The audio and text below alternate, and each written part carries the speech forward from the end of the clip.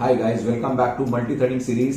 This is our video number 4 और इस video में हम बात करने वाले हैं थ्रेड सिंक्रोनाइजेशन के बारे में।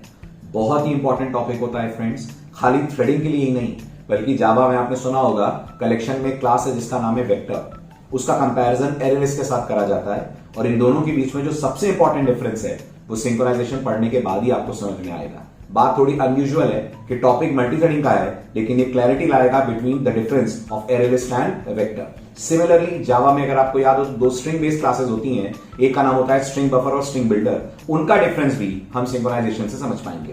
बाय द वे, सिंक्रोनाइजेशन क्या होता है? सिंक्रोनाइजेशन वो टेक्निक है जावा में जिसकी मदद से हम दो थ्रेड्स के बीच में म्यूचुअल एक्सक्लूजन अचीव करते हैं। म्यूचुअल एक्सक्लूजन मतलब अगर हमारे पास कोई शेयर्ड रिसोर्स है तो एक बार में एक ही थ्रेड उस रिसोर्स को एक्सेस करे। कुछ वैसा जैसे मान लीजिए एटीएम मशीन है, एक बार में एक ही कस्टमर उस पर्टिकुलर मशीन को ऑपरेट कर पाए। This is a kind of synchronisation. तो देखते हैं कैसे हम मल्टी थ्रेडिंग के थ्रू सिंक्रोनाइजेशन अचीव करते हैं और फिर कैसे उसके बेसिस पर आगे चलकर हम समझ पाएंगे वेक्टर और एरेलिस्ट और स्ट्रिंग बफर और स्ट्रिंग बिल्डर का डिफरेंस। चलिए शुरू करते हैं। चलिए तो अब शुरू करते हैं मल्टी थ्रेडिंग से related next very very very important concept, and the concept is thread synchronization. What we are going to discuss today is thread synchronization. Now to understand what is thread synchronization, मेरे कुछ सवालों के जवाब दें। आपने अभी तक जितने भी मल्टी थ्रेडिंग के एग्जांपल्स करे उन एग्जांपल्स में एक से ज्यादा थ्रेड्स थे? बिल्कुल थे, ठीक है। लेकिन क्या ये जितने भी थ्रेड्स आपने बनाए थे ये आपस में कुछ डेटा, कोई रिसोर्स शेयर कर रहे थे? नहीं कर रहे थे। आप याद करिए, हर थ्रेड लूप चलाकर एक नंबर प्रिंट कर रहा था और नंबर प्रिंट करने के लिए जो आप आई यूज कर रहे थे वो हर थ्रेड का अपना पर्सनल डेटा था, उसके रन के अंदर का लोकल वेरिएबल था। यानी हम ये कह सकते हैं कि अभी तक आपने जितने भी थ्रेड्स बनाए थे वो सारे के सारे थ्रेड्स अपने पर्सनल डेटा के ऊपर काम कर रहे थे, अपने पर्सनल डेटा पे एक्ट कर रहे थे। सही कह रहा हूं है ना? मेरी बात को और अच्छे से समझने के लिए मल्टी थ्रेडिंग के किसी भी कोड को मैं ओपन करता हूं, उसको जरा आप ध्यान से देखिए।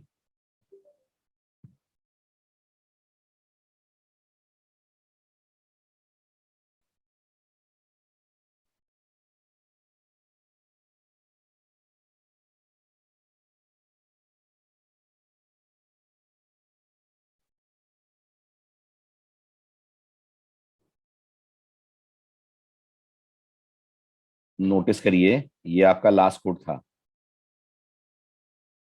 ठीक है। इस एग्जाम्पल में आपने दो थ्रेड्स बनाए थे, एक का नाम आपने दिया था M1, एक का नाम आपने दिया था M2। इन दोनों थ्रेड्स के पास जितने भी डेटा मेंबर थे सबकी इनके लिए एक एक कॉपी बनी होगी।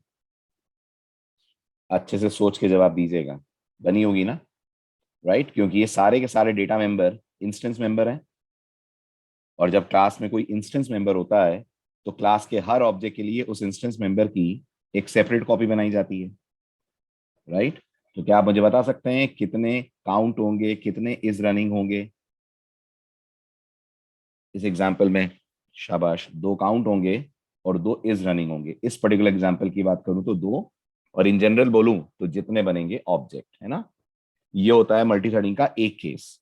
दूसरा केस मल्टी थ्रेडिंग का ये होता है जब आपके पास थ्रेड्स तो एक से ज्यादा हैं लेकिन उन थ्रेड्स के बीच में कोई एक डेटा या दो डेटा ऐसा है जो शेयर्ड है। बहुत ध्यान से इस वर्ड को सुनना आप। कई थ्रेड्स होंगे, मल्टीपल थ्रेड्स चल रहे होंगे, लेकिन कुछ चीजें ऐसी होंगी जो थ्रेड के बीच में सिंगल कॉपी बन के बैठी होंगी। ये सिंगल कॉपी से मेरा मतलब स्टैटिक से बिल्कुल नहीं है, समझे आप? सिंगल कॉपी से मेरा मतलब स्टैटिक से बिल्कुल नहीं है। ये मत सोचिएगा कि मैं स्टैटिक की बात कर रहा हूं, वो नॉन स्टैटिक ही होगा, लेकिन वो मल्टीपल थ्रेड्स के बीच में कॉमन तौर पे शेयर्ड होगा। अगर आपको लग रहा है कोई एग्जांपल्स, तो मैं आपको कुछ एग्जांपल देता हूं रियल वर्ल्ड के। इमेजिन करिए ये आपके पास एक थ्रेड है, थ्रेड का नाम है T1, ठीक है। इस थ्रेड के पास एक डॉक्यूमेंट है, राइट। इमेजिन करिए इस थ्रेड के पास एक रेज्यूमे है दीपक का, ठीक है। दीपक का रेज्यूमे है ये। जिसे इसे प्रिंटर से प्रिंट करना है। हमारे पास एक और थ्रेड है, उस थ्रेड का नाम T2 है। इस थ्रेड के पास भी एक रेज्यूमे है जिसे ये थ्रेड प्रिंट करना चाहता है। So this is our second thread, thread name is T2, और इसके पास भी एक रेज्यूमे है जिसे ये प्रिंट करना चाहता है। रेज्यूमे मान लीजिए ज्योति का है, ठीक है। यहां तक सब थ्रेड के पास अपना अपना पर्सनल है। दोनों के पास एक एक अपनी अपनी पर्सनल फाइल है। लेकिन इमेजिन करिए, जिस कंप्यूटर पे प्रोग्राम रन हो रहा है उस कंप्यूटर पे प्रिंटर एक ही कनेक्टेड है। उस कंप्यूटर पे एक ही प्रिंटर कनेक्टेड है। तो अब आप मुझे बताइए, जो प्रिंटर है ये शेयर्ड रिसोर्स होगा इन दो थ्रेड्स के बीच में? आप समझ रहे होंगे, T1 भी इसी प्रिंटर को यूज करके प्रिंट आउट करेगा और T2 भी इसी प्रिंटर को यूज करके प्रिंट आउट निकालेगा, करेक्ट। अब आप मुझे बताइए, जब T1 प्रिंटिंग स्टार्ट करेगा तो क्या इस बात की पॉसिबिलिटी है कि पूरा रेज्यूमे प्रिंट ना हो, उससे पहले T1 से सीपीयू ले लिया जाए? क्या इस बात की पॉसिबिलिटी है कि पूरा रेज्यूमे प्रिंट ना हो और उससे पहले T1 से सीपीयू छीन लिया जाए? चाहे भले ही वो स्लीप कॉल करे या ना करे, ये भी समझ रहे हैं आप? चाहे भले ही वो स्लीप कॉल करे या ना करे, इवन अगर आप T1 की प्रायोरिटी हाईएस्ट रख देंगे वो भी आप मानते हैं कभी ना कभी एक स्टेज आएगी जब जेवीएम सीपीयू स्नैच करेगा, जिसे बोलते हैं प्री एम्प्ट करेगा, और T2 को दे देगा। ऐसा होगा ना? तो अब आप नोटिस करिए, अगर T1 ने दीपक के रेज्यूमे की 3 लाइनें प्रिंट करी और इतने में सीपीयू से लेकर T2 को दे दिया गया, तो पेपर तो प्रिंटर में एक ही है ना। प्रिंटर में जो डॉक्यूमेंट फंसा हुआ है, जो पेपर है जिससे प्रिंट आउट निकलेगा, वो तो एक ही है। तो अब आप नोटिस करिए आउटपुट कैसा आएगा, बहुत अजीब सा आएगा कि नहीं? कुछ डेटा आएगा दीपक का, कुछ डेटा आएगा ज्योति का। नाम आएगा दीपक, जेंडर आएगा मेल, और कॉलेज का नाम आएगा सरोजिनी नायडू गर्ल्स महाविद्यालय। तो अब आप सोचिए आउटपुट कैसा लगेगा। नोटिस करिए, कुछ डेटा यहाँ दीपक के रेज्यूमे से आएगा, कुछ डेटा यहाँ ज्योति के रेज्यूमे से आएगा। तो ये डेटा बिल्कुल नॉनसेंस हो जाएगा, ठीक है। आप मुझे ये भी कह सकते हैं कि सर फिर आप मल्टी थ्रेडिंग क्यों कर रहे हैं? आप इसमें मल्टी थ्रेडिंग करिए ही मत, आप इसे ब्रॉडर पर्सपेक्टिव में लीजिए। इमेजिन करिए, इस प्रोग्राम में सिर्फ प्रिंटिंग का काम नहीं हो रहा है, इस प्रोग्राम में प्रिंटिंग के अलावा और भी बहुत सारे काम हो रहे हैं। इमेजिन करिए, एक बड़ा सा प्रोग्राम है, इस बड़े से प्रोग्राम के अंदर ये थ्रेड्स कुछ और भी काम कर रहे हैं, और उस काम को करने के दौरान ये प्रिंटिंग भी कर रहे हैं। सोचिए, अगर ये कुछ और काम कर रहे हैं और उस काम को करने के दौरान ये प्रिंटिंग कर रहे हैं, तो क्या इनके ऊपर मल्टी थ्रेडिंग अप्लाई नहीं होनी चाहिए? सोचिए, जल्दी सोचिए, होनी चाहिए ना।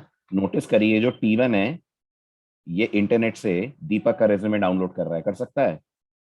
ये इंटरनेट से दीपक का रेज्यूमे डाउनलोड कर रहा है और फिर उसका प्रिंट आउट निकालेगा। तब आप मुझे बताइए, जो इंटरनेट कनेक्शन है, ये इंटरनेट कनेक्शन तो जब ये दोनों यूज करेंगे तो पैरेलली यूज करना चाहेंगे ना, दोनों इंटरनेट यूज करना चाहेंगे। T2 क्यों चाहेगा कि T1 का डाउनलोड खत्म हो जाए तो उसका डाउनलोड शुरू हो?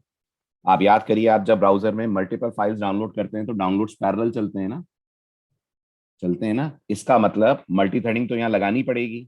आप ये तो कह ही नहीं सकते हैं कि सर अपन इस प्रोग्राम में मल्टी थ्रेडिंग कर ही क्यों रहे हैं, है ना। अगर आपको ऐसा चाहिए कि पहले दीपक का रेज्यूमे प्रिंट हो फिर ज्योति का रेज्यूमे प्रिंट हो, तो अपन मल्टी थ्रेडिंग कर ही क्यों रहे हैं?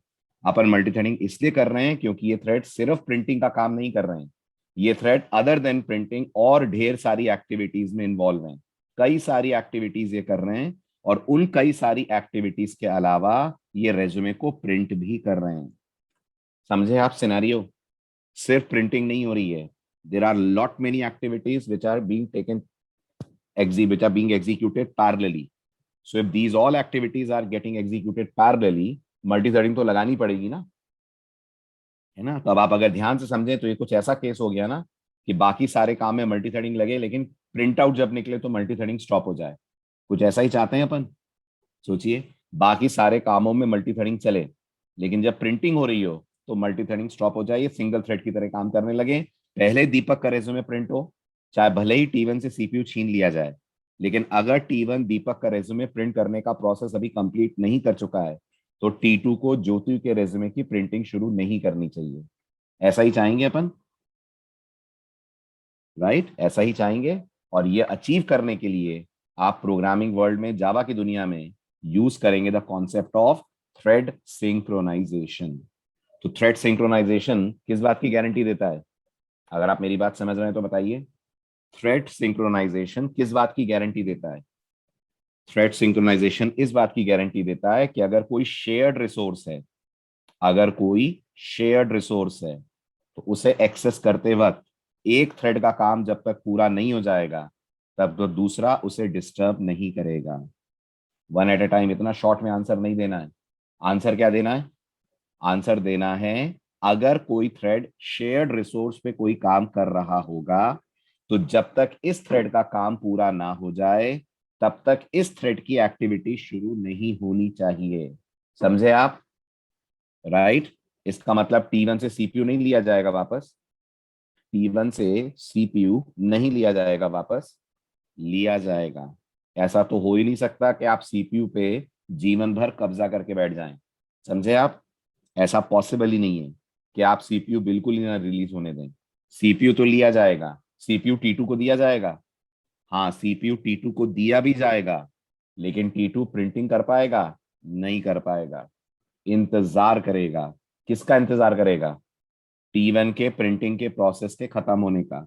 और जितनी देर T2 इंतजार करेगा और T1 मान लीजिए स्लीप में चला गया है, उतनी देर सीपीयू का टाइम वेस्ट होगा। बिल्कुल सीपीयू का टाइम वेस्ट होगा, 100% होगा। लेकिन अब आप बताइए, वेस्टेज बचाना जरूरी है या आउटपुट की करेक्टनेस जरूरी है? अब चॉइस आ गई आपके सामने। क्या आप रिसोर्स की वेस्टनेस बचाना चाहते हैं भले ही आउटपुट गड़बड़ हो जाए? नहीं ना। आउटपुट इज मोर इंपॉर्टेंट ना, रिजल्ट इज मोर इंपॉर्टेंट। कौन देख रहा है कि आपके सीपीयू का टाइम कंज्यूम ज्यादा हो रहा है? क्या यूजर इस बात को देखेगा? नहीं देखेगा। लेकिन वो इसे तो देखेगा ना कि दीपक और ज्योति के रेज्यूमेस जब प्रिंट हुए तो एब्सर्ड प्रिंट्स निकले। ये तो उसे नजर आएगा। And that will be a spoiling thing. आया समझ सिंक्रोनाइजेशन क्यों जरूरी है? ठीक है, चलिए, ये तो एक इमेजिनरी केस था। अब आपको मैं एक रियल वर्ल्ड केस पे लेकर चलता हूं जिसमें आप सिंक्रोनाइजेशन आज रियलाइज करेंगे कितना इंपॉर्टेंट है। इमेजिन करिए, ये इंडियन रेलवेज की रिजर्वेशन वेबसाइट है, irctc.com है। अगर ये irctc.co.in है या .com है, राइट, और इस irctc.co.in पे एक कॉमन डेटाबेस होगा। Will they have a database for all the trains? Right, right, ये इनका डेटाबेस है। ठीक, there is a common database. अब इमेजिन करिए, ये एक कस्टमर है जो इस डेटाबेस से वेबसाइट के थ्रू कनेक्ट होके बुकिंग करवा रहा है। okay? ये दूसरा कस्टमर है, वो भी इस वेबसाइट को एक्सेस कर रहा है बुकिंग करने के लिए। तो बताइए, वेबसाइट दोनों के बीच में कॉमन है? वेबसाइट दोनों के बीच में, वेबसाइट का डेटाबेस दोनों के बीच में कॉमन है। अगर आप समझ रहे हो सिनेरियो तो कॉमन है ना? अब सुनिए ध्यान से, सिंक्रोनाइजेशन नहीं होगा तो सिनेरियो क्या बनेगा? ये हमारा कस्टमर 1 है, बल्कि पैसेंजर 1 है आई शुड से, और ये हमारा पैसेंजर 2 है। ये हमारा पैसेंजर 2 है।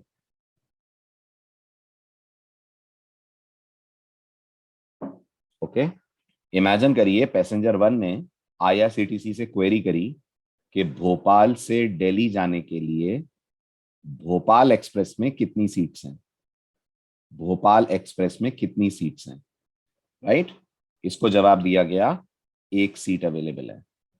राइट, और उसी दौरान इमेजिन करिए, इस बंदे ने भी सेम क्वेरी फायर करी कि भोपाल से दिल्ली जाने के लिए भोपाल एक्सप्रेस में कितनी सीट्स हैं। इसको क्या बताया जाएगा? पैसेंजर 2 को इसको भी बताया जाएगा एक सीट है ना? अब इस पैसेंजर 1 ने बुकिंग स्टार्ट करी। राइट, जैसे ही इसने बुकिंग स्टार्ट करी, इसके पेमेंट में थोड़ा समय लग रहा है, इस दौरान इसने भी बुकिंग स्टार्ट करी। राइट, आप सोचिए, दोनों को तो ये इल्यूजन है ना कि एक एक सीट इनके लिए अवेलेबल है। राइट, और अगर सिंक्रोनाइजेशन नहीं होगा तो वो एक सीट डेटाबेस की तरफ से इसे भी अलॉट की जाएगी और वो ही सीट डेटाबेस की तरफ से इसे भी अलॉट की जाएगी। सोचिए, दोनों लोगों को एक ही सीट अलॉट हो जाएगी। और उनको इस बात का रियलाइजेशन कब होगा? जब वो ट्रेन बोर्ड करने पहुंचेंगे, जब वो ट्रेन में चढ़ेंगे, जब वो ट्रेन बोर्ड करेंगे, तो उनको पता चलेगा same ticket, same PNR number P1 का भी है और same seat number, bogie number वो P2 का भी है। लेकिन ऐसा होता है? अगर आप रिकॉल करें तो ऐसा होता नहीं है। क्यों नहीं होता है? क्योंकि इस डेटाबेस पे क्या लगा हुआ है, इस डेटाबेस पे लगा हुआ है सिंक्रोनाइजेशन, राइट। इस डेटाबेस को जो सॉफ्टवेयर एक्सेस कर रहा है उस पे लगा हुआ है सिंक्रोनाइजेशन। और वो सॉफ्टवेयर इस तरह से डिजाइन करा गया है कि अगर एक पर्टिकुलर कस्टमर की बुकिंग चल रही है किसी पर्टिकुलर ट्रेन पे, तो जब तक उसकी बुकिंग पूरी ना हो जाए, चाहे ट्रांजैक्शन फेल हो चाहे ट्रांजैक्शन पास हो, चाहे पेमेंट हो चाहे ना हो, दूसरे वाले थ्रेड्स वेट करेंगे इसके ट्रांजैक्शन पूरा होने का। करना चाहिए उनको वेट, बिल्कुल करना चाहिए, वरना बुकिंग गलत हो जाएगी, एक ही सीट मल्टीपल लोगों को अलॉट हो जाएगी। तो आपने रियलाइज करा सिंक्रोनाइजेशन कितना जरूरी है, करा, ठीक। लेकिन एक बात याद रखिएगा, सिंक्रोनाइजेशन कब इंपॉर्टेंट होता है, सिंक्रोनाइजेशन कब इंपॉर्टेंट होता है, जब थ्रेड्स के बीच में शेयर्ड रिसोर्स हो, राइट। अब इमेजिन करिए ये जो बंदा है P2, ये बुकिंग करवा रहा है प्लेन से, राइट। यात्रा.com पे गया और प्लेन से बुकिंग करवाई इसने, और ये बंदा IRCTC के पास जा रहा है। तो क्या ये दोनों शेयर्ड हैं, यात्रा.com और IRCTC? नहीं है ना। तो इनके बीच में सिंक्रोनाइजेशन का कोई सेंस नहीं बनता, इनके बीच में सिंक्रोनाइजेशन का कोई सेंस नहीं बनता। सिंक्रोनाइजेशन का ख्याल एज अ डेवलपर दिमाग में तभी लाना चाहिए आपको जब थ्रेड्स के बीच में कुछ शेयर्ड हो। इसलिए हमें कोई प्रॉब्लम नहीं गई ना पिछले 3 दिनों में पूरे मल्टी थ्रेडिंग के एग्जांपल्स में, क्योंकि लकीली हमारे थ्रेड्स के बीच में कुछ शेयर्ड था ही नहीं। ठीक है, चलिए। तो सबसे पहले सिंक्रोनाइजेशन क्या है, मैं वो लिख दूं, व्हाट इज सिंक्रोनाइजेशन।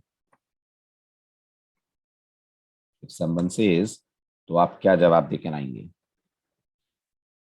तो जवाब है, in multi threaded environment, in multi threaded environment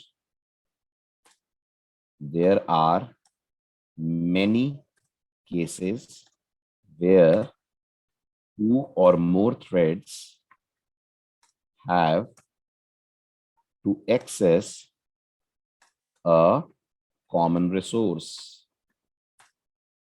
This common resource can be anything like a file, comma, a device, or even an object.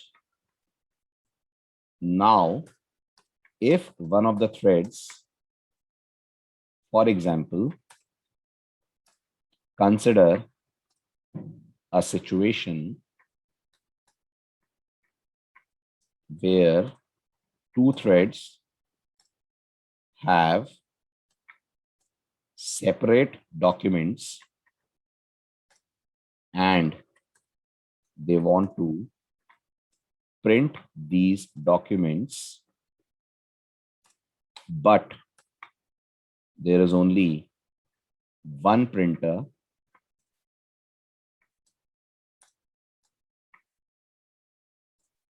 available. In this case, the printer will be a shared resource. If one of the threads starts printing, but before the printing can finish, comma, the thread scheduler preempts the CPU, preempts the CPU from it and allots it to the second thread. Now, if the second thread, starts printing, then we will get absurd printout. So, second thread must wait until the first thread comes out of sleep or wait period and finishes its printing process. This is called mutual exclusion between threads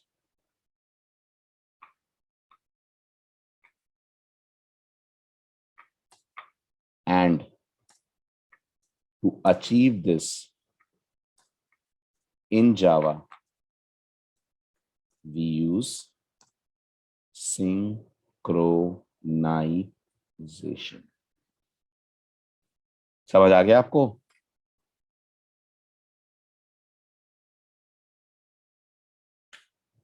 right? चलिए अब मैं आपको बताता हूं हमारा example जो synchronisation का है, समझिएगा उसको, है ना? उससे आपको समझ में आएगा। छोटा सा एग्जाम्पल है। चलिए आप समझिए हमारा केस क्या है। हमारा केस कुछ ऐसा है, हमारे पास एक क्लास है, क्लास का नाम है प्रिंटर। क्या नाम है क्लास का? जवाब दीजिए। हमारे पास एक क्लास है जिसका नाम है प्रिंटर। ध्यान से सुनिएगा। इस प्रिंटर क्लास के पास हम एक मेथड बनाएंगे जिसका नाम होगा प्रिंट, है ना? पूरा सिनेरियो अच्छे से समझिएगा। इस प्रिंटर क्लास के पास हम एक मेथड बनाएंगे जिसका नाम होगा प्रिंट, जो पैरामीटर में एक स्ट्रिंग लेता है, एक मैसेज लेता है और उस मैसेज को स्क्रीन पे प्रिंट करता है। ठीक है, कंसोल पे प्रिंट करता है। बस प्रिंट करने का जो तरीका है वो ये है कि ये मैसेज की स्टार्टिंग में स्क्वायर ब्रैकेट ओपन करता है, स्क्वायर ब्रैकेट ओपन करता है, मैसेज लिखता है और फिर स्क्वायर ब्रैकेट बंद कर देता है। मतलब अगर ये प्रिंट मेथड को हम गुड मॉर्निंग प्रिंट करने को देंगे तो आउटपुट कैसा आएगा? बोलिए बोलिए, जल्दी बोलिए। अगर हम इसको बोलेंगे गुड मॉर्निंग प्रिंट करो तो ये गुड मॉर्निंग कैसे दिखाएगा? शाबाश, ये गुड मॉर्निंग दिखाएगा wrap between a pair of square bracket, है ना? ठीक है। अब ये जो प्रिंट है ये इंस्टेंस मेथड है, तो हम प्रिंटर का एक ऑब्जेक्ट बनाएंगे पी। इसी पी को राइट होगा कि ये प्रिंट एक्सेस करे। और हमारे पास इमेजिन करिए 3 थ्रेड्स हैं, एक T1 है, एक T2 है, एक T3 है, और तीनों थ्रेड्स के बीच में ये जो P है ये कॉमन है। तो आप मानते हैं जो प्रिंटर का ऑब्जेक्ट P है ये शेयर्ड है, तीनों के पास एक ही प्रिंटर ऑब्जेक्ट है, उसी से ये प्रिंटिंग करा रहे हैं। अब इमेजिन करिए जो T1 थ्रेड है उसके पास एक स्ट्रिंग है जिसके अंदर लिखा हुआ है गुड मॉर्निंग, राइट? T2 के पास एक स्ट्रिंग है जिसमें लिखा हुआ है जावा रॉक्स। T3 के पास एक स्ट्रिंग है जिसमें लिखा हुआ है मल्टी थ्रेडिंग इज फन। अब आप मुझे बताइए जो 3 स्ट्रिंग्स हैं ये हर थ्रेड की अपनी पर्सनल है कि ये भी शेयर्ड है? Very good. ये सबके पास अपनी अपनी पर्सनल है, मतलब MSG वेरिएबल की 3 कॉपीज बनी होंगी, है ना? लेकिन जो प्रिंटर है वो इनके बीच में कॉमन है। ठीक है, प्रायोरिटी सबकी बराबर है। प्रायोरिटी T1 T2 T3 सबकी एक जैसी है। अब इमेजिन करिए CPU T1 कॉल आउट होता है। Just imagine the situation, CPU T1 call out होता है, T1 अपनी प्रिंटिंग स्टार्ट करता है। तो अगर T1 प्रिंटिंग स्टार्ट करता है तो T1 P के थ्रू इस प्रिंट को कॉल करेगा, राइट? राइट। अब ये प्रिंट ने मैसेज प्रिंट करना शुरू करा, इसने स्क्वायर ब्रैकेट ओपन करा, गुड मॉर्निंग लिखा, और इतना लिखने के बाद इसने स्लीप कॉल कर लिया। प्रिंट ने स्लीप कॉल कर लिया। मल्टी थ्रेडिंग चाहिए ना आपको, तो स्लीप तो कॉल करना पड़ेगा। ठीक है, जब इसने स्लीप कॉल करा तो कर्सर कहाँ था? जब इसने स्लीप कॉल करा तो कर्सर मॉर्निंग के जी के बाद था। ठीक है, लेकिन अभी स्क्वायर ब्रैकेट बंद नहीं हुआ। इतने में CPU T2 कॉल आउट हो गया या T3 कॉल आउट हो गया। इमेजिन करिए T3 कॉल आउट हुआ, तो अगर T3 को CPU अलॉट होगा और वो अपनी प्रिंटिंग स्टार्ट कर देगा तो मॉर्निंग के जी के बाद तुरंत उसी रो में स्क्वायर ब्रैकेट फिर ओपन होगा, होगा ना? और यहां लिखा हुआ क्या आएगा? Multi threading is fun. इतने में इसका भी स्लीप पीरियड आ गया, ये भी सोने चला गया। इतने में सीपीयू वापस T2 के पास पहुंचा, T2 ने प्रिंटिंग स्टार्ट करी, तो उसी रो में स्क्वायर ब्रैकेट ओपन करके ये दिखाएगा जावा रॉक्स। इतने में T1 का नींद पूरी हुई, T1 जागा, तो T1 अपना स्क्वायर ब्रैकेट समझते हुए यहां बंद करेगा एक स्क्वायर ब्रैकेट, और उसके बाद रो चेंज होगी, क्योंकि स्क्वायर ब्रैकेट बंद करने के बाद ये प्रिंट एक न्यू लाइन देता है ताकि अगला मैसेज अगली लाइन पे आए। तो अगला मैसेज तो अब अगला स्क्वायर ब्रैकेट ही होगा, वो स्क्वायर ब्रैकेट ऐसे आएगा और तीसरा स्क्वायर ब्रैकेट ऐसे आएगा। समझे आप आउटपुट?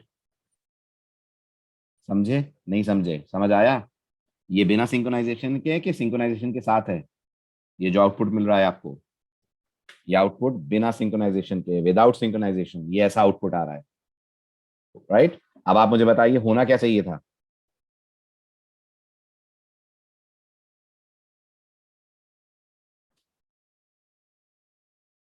अगर सब कुछ सही है तो क्या होना चाहिए था? सबसे पहले किसका मैसेज आना चाहिए था अगर सब कुछ सही है तो? अगर सब कुछ सही है तो सबसे पहले किसका मैसेज आना चाहिए था? गलत। आप बोले सर वो नहीं पता, वो नहीं पता किसका मैसेज आना चाहिए। सिंक्रोनाइजेशन ये नहीं बोलता कौन पहले चलेगा मैं ये डिसाइड करूंगा। सिंक्रोनाइजेशन कहता है जिस भी थ्रेड को सीपीयू मिल गया, मान लीजिए सीपीयू मिल गया T2 को, ऐसा हो सकता है प्रोग्राम स्टार्ट हो और सबसे पहले T2 को सीपीयू मिल जाए? हो सकता है ना? तो T2 ने स्क्वायर ब्रैकेट ओपन करा, ओपन करके इसने लिखा जावा रॉक्स। जावा रॉक्स के बाद T2 स्लीप में चला गया। सुनिएगा गौर से, T2 स्लीप में चला गया। T2 के स्लीप में रहते में सीपीयू T1 को मिल सकता है? मिल सकता है, बिल्कुल में, अरे मिलेगा बेटा। जब स्लीप करेगा तो क्या ये सीपीयू छोड़ेगा नहीं? समझो, आप बात समझो। जब ये सोएगा तो क्या सीपीयू को रिलीज नहीं करेगा? करेगा ना सीपीयू को रिलीज। जब ये सीपीयू को रिलीज करेगा तो शेड्यूलर T1 या T3 में सीपीयू असाइन नहीं करेगा? करेगा, राइट, बिल्कुल करेगा। लेकिन ये लोग अपनी प्रिंटिंग नहीं कंटिन्यू कर पाएंगे, ये प्रिंटिंग को कंटिन्यू नहीं कर पाएंगे। समझ आ रहा है? ये यहां आकर रुक जाएंगे, इंतजार करेंगे। किस चीज का इंतजार करेंगे? T1 के जागने का, राइट? T1 के जागने का। ये कुछ ऐसा है कि ये कमरा है, ये एक रूम है, और इस रूम में एक बार में कितने लोग जा सकते हैं? इस रूम में एक बार एक ही जा सकता है, और जो जा सकता है वो अंदर से ताला लगा लेता है, लॉक कर लेता है। यस, वो अंदर से लॉक कर लेता है। तो बाकी ये जो T1 और T3 हैं, ये लाइन लगा के बाहर खड़े हैं। यस, और ये अंदर सो रहा है T2। यस, ये अंदर सो रहा है। पॉइंट समझिएगा, टाइम वेस्ट होगा? बिल्कुल होगा, 100% होगा, और आपको दिखेगा भी, दिखेगा बकायदा, आपको आउटपुट में समय लगता हुआ दिखेगा। लेकिन वो समय वेस्ट करना इंपॉर्टेंट है ना, क्योंकि हमें आउटपुट की करेक्टनेस चाहिए। ठीक, अब ये T2 जागेगा कभी ना कभी। जब जब ये जागेगा तभी अपना स्क्वायर ब्रैकेट बंद करेगा, और स्क्वायर ब्रैकेट बंद करते ही लॉक खोल देगा, क्योंकि ये रूम से बाहर आ गया है। दरवाजा खुल जाएगा। फिर इनमें से कौन जाएगा अंदर? फिर इनमें से कौन जाएगा अंदर? वो रैंडम सिलेक्शन है, कोई भी चला जाएगा, राइट? क्योंकि यहाँ पर क्या नहीं है? यहाँ पर क्या नहीं है? यहाँ पर क्यू नहीं मेंटेन्ड है, यहाँ पर कोई क्यू मेंटेन नहीं की गई है, इसलिए T1 T3 को रैंडमली सेलेक्ट कर लिया जाएगा। तो इमेजिन करिए T3 सेलेक्ट हुआ, हो सकता है T3 सेलेक्ट, जैसे ही T3 सेलेक्ट हुआ वो रूम के अंदर जाएगा और बंद कर लेगा अंदर से दरवाजा। यस, वो बंद कर लेगा। फिर स्क्वायर ब्रैकेट ओपन होगा, स्क्वायर ब्रैकेट ओपन करके वो यहाँ पर अपना मैसेज लिखेगा, right? T3 that is multi threading is fun, और इतना लिखने के बाद सो जाएगा। ठीक है, जितनी देर सोता रहेगा उतनी देर सीपीयू भले ही T1 को ऑल आउट होगा, लेकिन T1 कुछ कर नहीं पाएगा। बिल्कुल, T1 कुछ कर नहीं पाएगा। T1 कुछ भी नहीं कर पाएगा या प्रिंटिंग नहीं कर पाएगा। T1 कुछ भी नहीं कर पाएगा या प्रिंटिंग नहीं कर पाएगा। वेरी गुड, प्रिंटिंग नहीं कर पाएगा। हालांकि इस प्रोग्राम में T1 के पास करने को और कुछ है भी नहीं, है ना? इस प्रोग्राम में T1 के पास और कुछ करने को है भी नहीं सिवाय प्रिंटिंग के।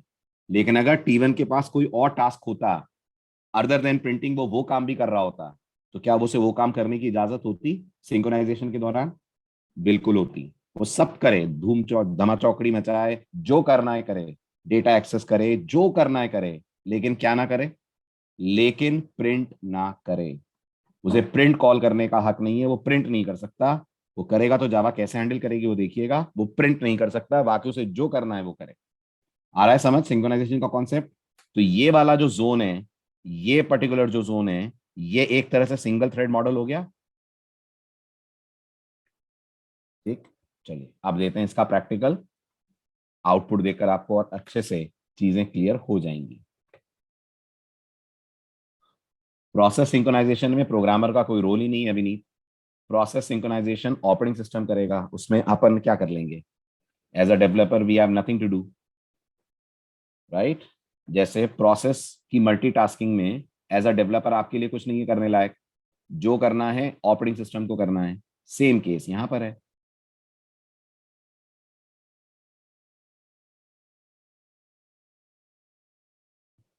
बिल्कुल सेम डिफरेंस। चलिए अब शुरू करते हैं। ध्यान दीजिएगा, थोड़ा सा डिफरेंट एग्जांपल है। अब पहले बताइए क्लासेस कितनी बनेंगी टोटल? अगर आपने समझा है मेरा question, how many classes overall will be needed, can you tell me? Total classes बनेंगी 3।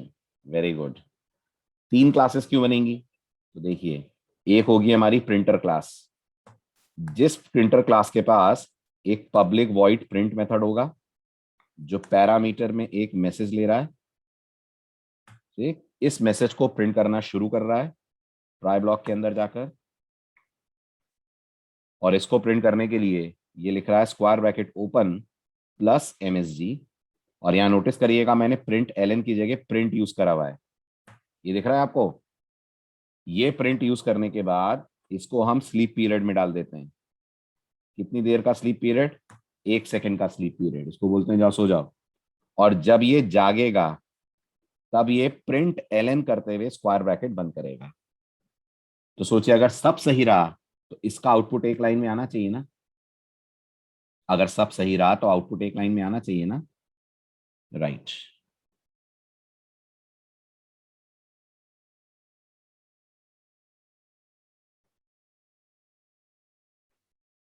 ये कैच ब्लॉक मैंने कॉपी करा, इसको यहाँ पे कर दिया अपन ने प्रिंट। ये हमारी प्रिंटर क्लास हो गई। अब हमारे पास एक है माई थ्रेड 7 क्लास, जो एक्सटेंड करती है थ्रेड को। इस माई थ्रेड 7 के पास एक स्ट्रिंग है, राइट, str, और इसके पास एक प्रिंटर क्लास का ऑब्जेक्ट है p। ठीक है, यहां देखकर ऐसा लग रहा है कि ये दोनों इंस्टेंस मेंबर्स हैं, है ना, राइट। लेकिन अब आप कंस्ट्रक्टर पे नजर डालिए। ये जो माई थ्रेड 7 क्लास का कंस्ट्रक्टर है, ये लेता है 2 पैरामीटर्स। पहला पैरामीटर एक स्ट्रिंग है, राइट। दूसरा पैरामीटर प्रिंटर क्लास का एक रेफरेंस है। अंदर लिख रहे हैं हम this dot str equal to str, this dot p equal to p। ये भी क्लियर है? यहां से भी समझ में नहीं आ रहा है कौन शेयर्ड है। देखने में ऐसा लग रहा है 2 स्ट्रिंग्स बनेंगी, 2 प्रिंटर बनेंगे, अगर माई थ्रेड के 2 ऑब्जेक्ट बनेंगे। ऐसा ही लग रहा है। अगर माई थ्रेड 7 के 2 ऑब्जेक्ट्स बनेंगे तो इनकी 2 कॉपीज बनेंगी ना। एक कॉपी str और p की एक ऑब्जेक्ट के लिए, एक कॉपी दूसरे के लिए।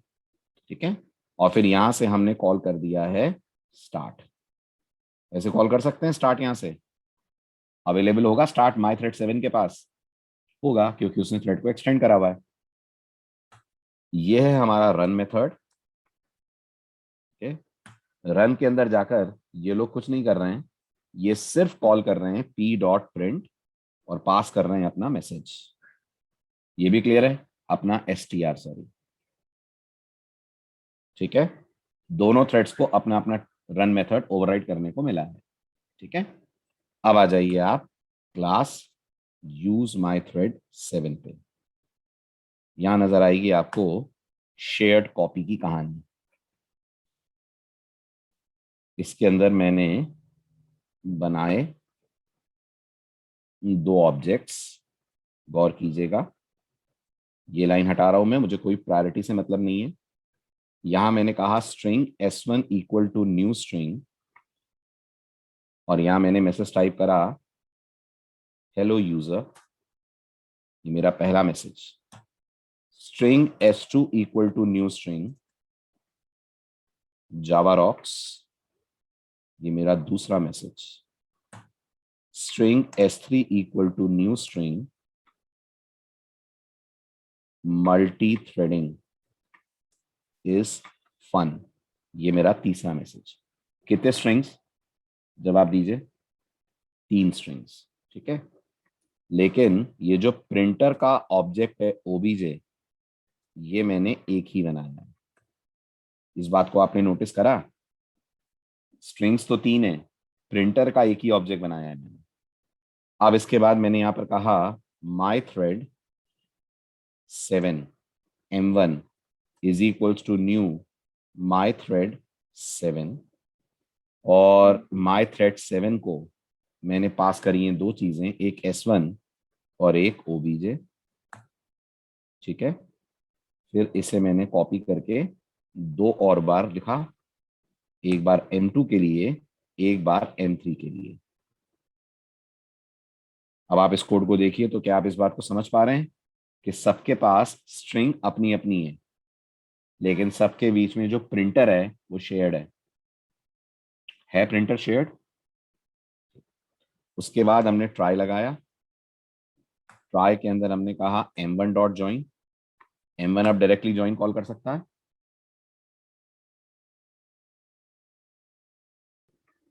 चलिए नेक्स्ट आता है फिर M2 डॉट ज्वाइन, फिर आता है M3 डॉट ज्वाइन। ये अपन ने तीनों के लिए ज्वाइन कॉल कर लिया, तो मेन चला गया सोने, ठीक है। उसके बाद अपन ने यहां लगा दिया एक कैच, ठीक है। अब आप बताइए, आपको प्रोग्राम समझ आ रहा है अच्छे से? रन कर दें अपन इस कोड को, ठीक। तो अगर सब कुछ सही रहा तो इस प्रोग्राम का आउटपुट क्या आएगा? कुछ गड़बड़ है कोड में? क्या गलत कर दिया है मैंने? राइट्स गिविंग एरर, अच्छा एक ब्रेस मिसिंग है, राइट। हाँ जी बताएं, इज द कोड क्लियर? चलिए चलते हैं कमांड प्रॉम्प्ट पे, ई ड्राइव,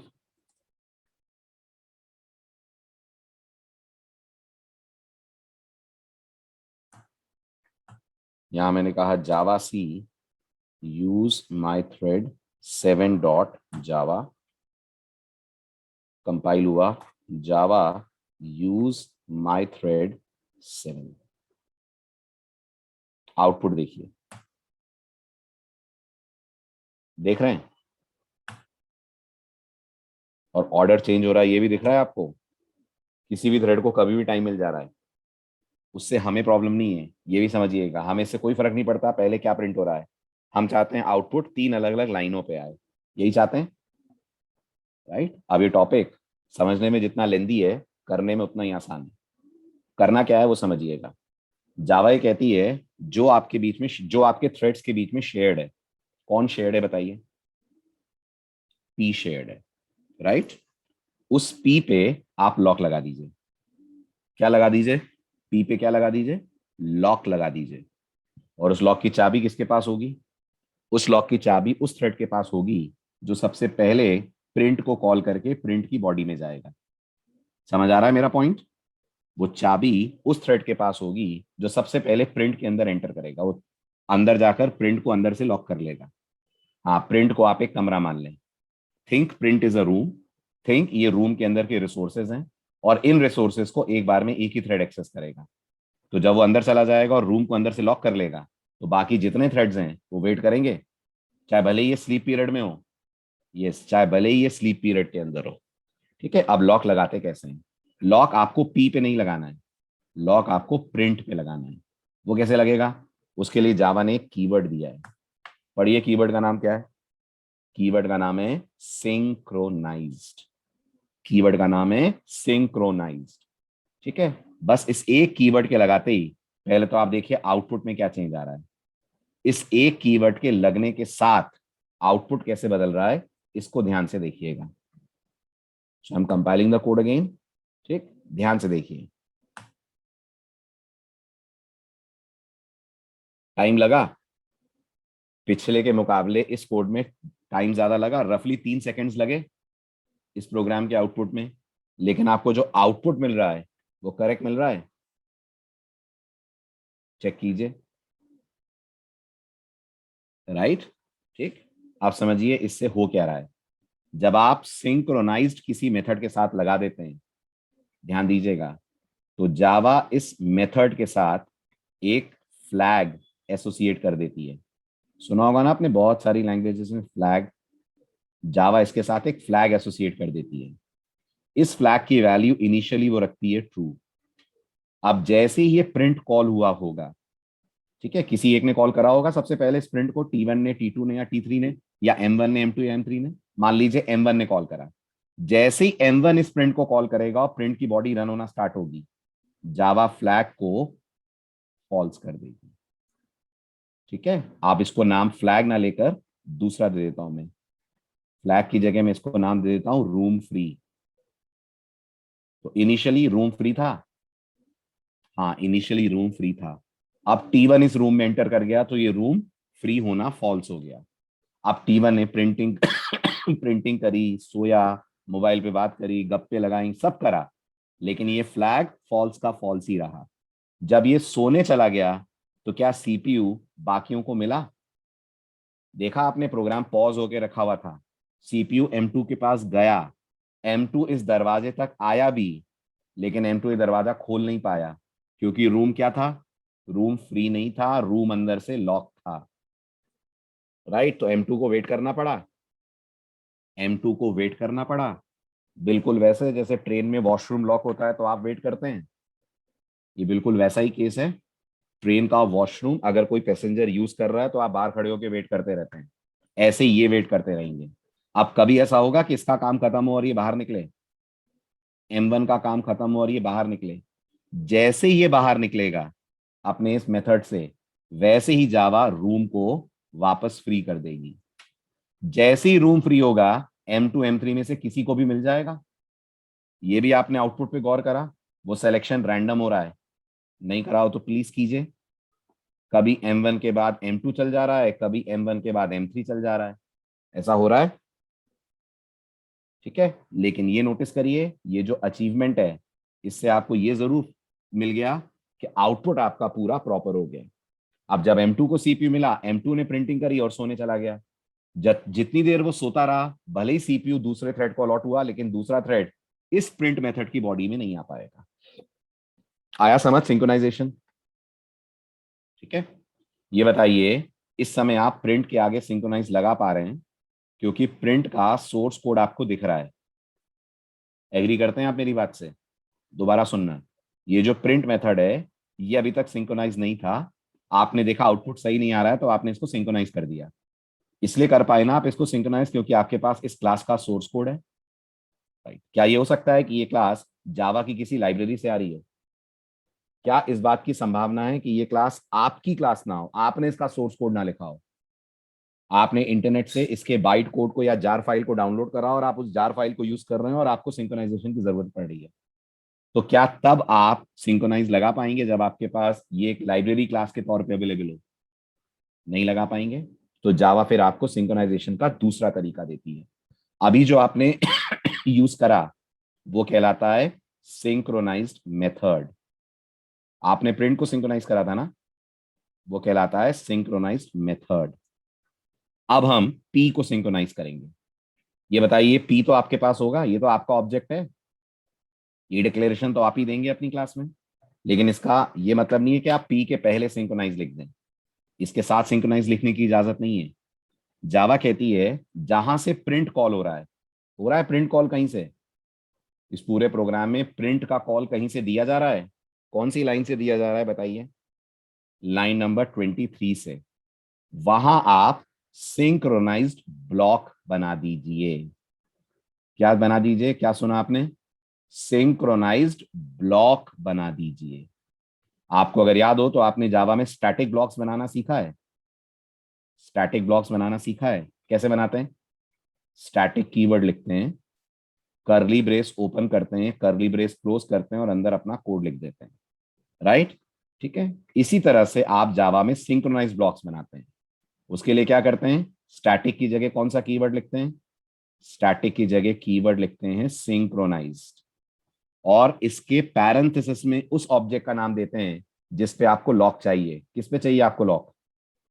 आपको लॉक पी पे चाहिए, तो यहां P लिख दीजिए। जैसे ही आप लिखेंगे सिंक्रोनाइज्ड P, ये वाला जो एरिया है इस एरिया पे लॉक लग जाएगा।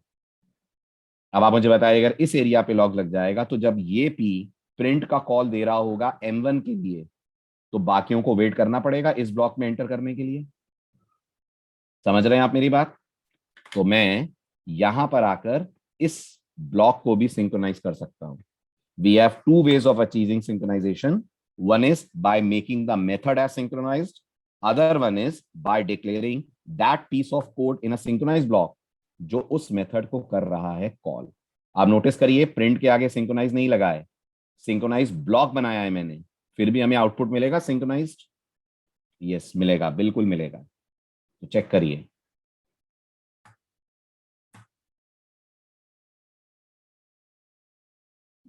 करेक्ट, समझ आया? सिंक्रोनाइज किस पे लगाया जाता है, सभी लोग बताएं। शेयर्ड पे लगाया जाता है।